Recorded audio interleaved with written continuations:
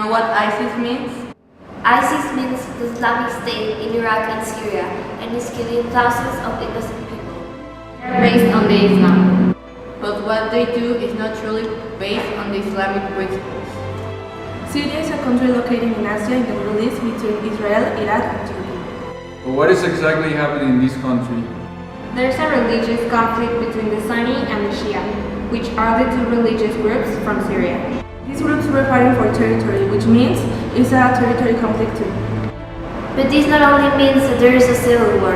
The whole world is concerned since ISIS attacks with terrorism In your land. Greece. Brussels, California. Turkey, and many other places. And it's hurting thousands of kids, elderly, women, and men.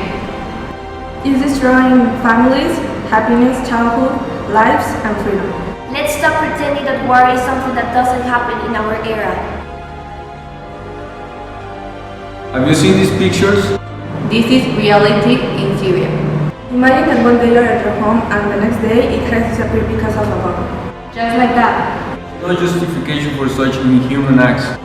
There is no words to describe the pain that these people are suffering. But we have to extend our hands to them. Extend our hands.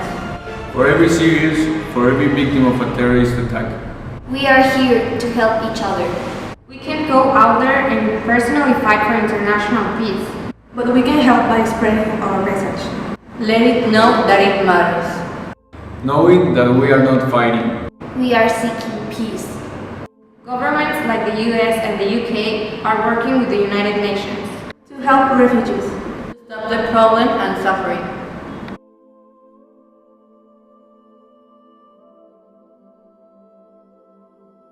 There are different actors and different factors, different situations that provoked this problem in Syria right now. We saw since 2011 some countries in Africa discontent of people, of societies against the governments. So we see a mixture of factors became or developed into a civil war because people are not happy with the government that they have. But we have seen the development of these radical groups provoke terror that people are having to leave their homes and towns in order to find a better place to live. For me, it's the most violent civil war that I have seen in the recent years. And hard is the damage that they are doing. Families are leaving their homes, their jobs to find a better place to live. In Europe, there is like the other scenario. We find that in Europe, the countries are having differences among them, among the European Union, to see what they are going to do with the refugees in order to protect their homes from the refugees, because they are getting scary of what these people are. And that's very hard for them, I can imagine. They are just common people just like you and me. So what would you do in that case? Or if you can't work anymore in your own country, where would you go?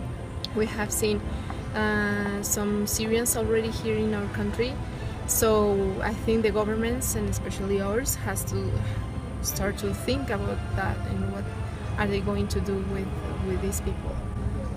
Also for international organizations, I think it's a big challenge. We see Hungary, we see kids that are living without their parents.